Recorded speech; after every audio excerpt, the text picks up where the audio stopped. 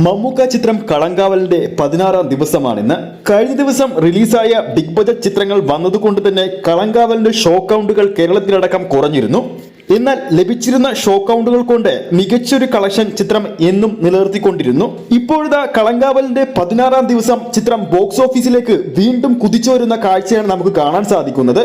ഇന്ന് കൊച്ചിയിൽ evening show നോക്കുമ്പോൾ കൊച്ചിയിൽ മാത്രം 11 മുകളിലുള്ള ഫാസ്റ്റ് ഫിലിം ഷോകളാണ് കളങ്കാവലിന്റെ 16-ാം ദിവസം നമുക്ക് കാണാൻ സാധിക്കുന്നത്. അതോടൊപ്പം തമിഴ്നാട്ടിൽ ചെന്നൈയിലും ബാംഗ്ലൂർ നഗരത്തിലുമൊക്കെ ചിത്രത്തിന് ഇന്ന് മികച്ചൊരു ബുക്കിംഗ് തന്നെ കാണാൻ സാധിക്കുന്നുണ്ട്. കേരള ബോക്സ് ഓഫീസിൽ കളങ്കാവലിന്റെ 15-ാം ദിവസം ഏകദേശം 464 ഷോകളാണ് കളിച്ചതെങ്കിൽ ഇന്ന് ചിത്രത്തിന്റെ ട്രാക്കിംഗ് കളക്ഷനിലൂടെ മാത്രം 498 ഷോകൾ ഇതുവരെ ചിത്രം കളിച്ചിട്ടുണ്ട്. ഇന്നലെ 15-ാം ദിവസം 12,000-ൽ പരം പ്രേക്ഷകരായിരുന്നു ചിത്രം കാണാൻ വേണ്ടി കേരള ബോക്സ് ഓഫീസിൽ ട്രാക്കിങ്ങിലൂടെ എത്തിയത്. ഇപ്പോഴത്തെ ഇന്നത്തെ ട്രാക്കിംഗ് റിപ്പോർട്ടുകൾ ഈ സമയം വരെ നോക്കുമ്പോൾ 14,000-ൽ മുകളിലുള്ള പ്രേക്ഷകരാണ് ചിത്രം കാണാൻ വേണ്ടി ഇന്ന് ബോക്സ് ഓഫീസിൽ കേരള ബോക്സ് ഓഫീസിൽ എത്തിയിരിക്കുന്നത്. കൂടാതെ ഈ സമയം വരെ ബുക്ക് മൈ ഷോയിലൂടെ 12,000-ന് മുകളിൽ ടിക്കറ്റുകളും ചിത്രം വിറ്റഴിച്ചു. മറ്റൊരു അപ്ഡേറ്റിലേക്ക് പോകുമ്പോൾ DQ മലയാളത്തിലേക്ക് വീണ്ടും തിരിച്ചെത്തുന്ന ചിത്രമാണല്ലോ നഹാസ് ഹിദയാത്ത് സംവിധാനം ചെയ്തിരിക്കുന്ന ഐ ആം ഗെയിം.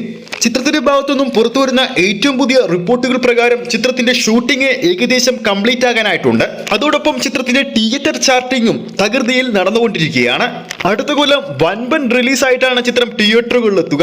നമുക്ക് കിട്ടുന്ന റിപ്പോർട്ടുകൾ പ്രകാരം 2026 ആഗസ്റ്റ് 26-നായിരിക്കും ചിത്രം തിയേറ്ററുകളിൽ എത്തുക. കഴിഞ്ഞ ദിവസം മമ്മൂക്കയും ഈ ഒരു ചിത്രത്തിന്റെ ലൊക്കേഷൻ സന്ദർശിച്ചിരുന്നു.